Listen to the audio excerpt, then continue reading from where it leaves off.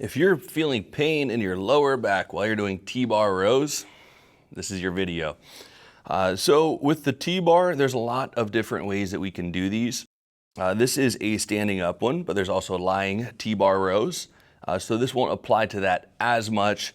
I'm gonna start here with my feet on this platform. I'm gonna bend down using my legs and not bending over like this at the hips. I'm gonna push through the feet and stand up. Now, I wanna kick my hips back like a deadlift and then drop my knees here. So I want you to look at my shoulder and knee placement. You see how they're stacked? They're lined up over each other. If you're just bending over from your waist here, now you see those shoulders in front of the knees. That means all this weight's gonna be transferred through my lower back. And ow, I can already feel that with only 35 pounds on here. So push through the legs, stand up. I like to pull my shoulders back, hips back, drop the knees a little bit, nice bend. And then I'm gonna pulling this right into the stomach.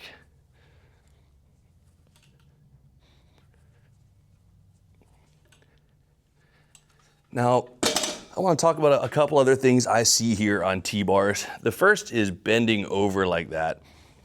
The second is you can tell when someone has too much weight on there because they're having to use their legs and power it up. Now, a little bit of legs are okay, but remember, this is a back exercise. We don't need to be creating momentum out of our legs to do this pattern. So once I set my position, I'm gonna stay pretty neutral here. The other thing I like to focus on is that's why I set my shoulders in the beginning. I'm gonna drop them back and then I'm gonna slide into my position because I don't want to be shrugging up.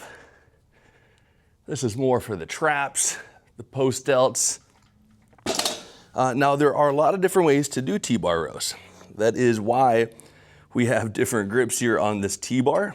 So obviously up here, a little bit wider grip. I'm gonna angle a little bit less when I do that. This is more upper back between the shoulder blades here, a little bit higher. This is more of a close grip neutral. This is a little bit more mid back, more lats on this. Mid-lower lats.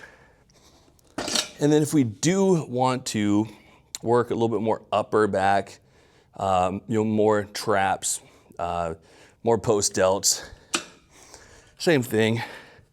I can go here and take this wider grip, let those elbows flare out.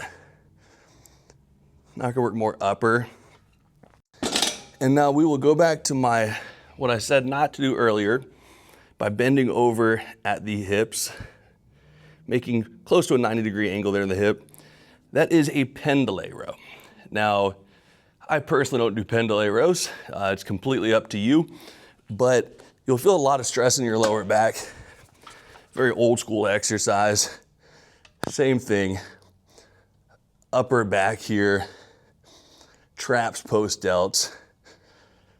But my one takeaway I want everyone to think of is we don't want that bend here at the hips because that's where you hurt your lower back.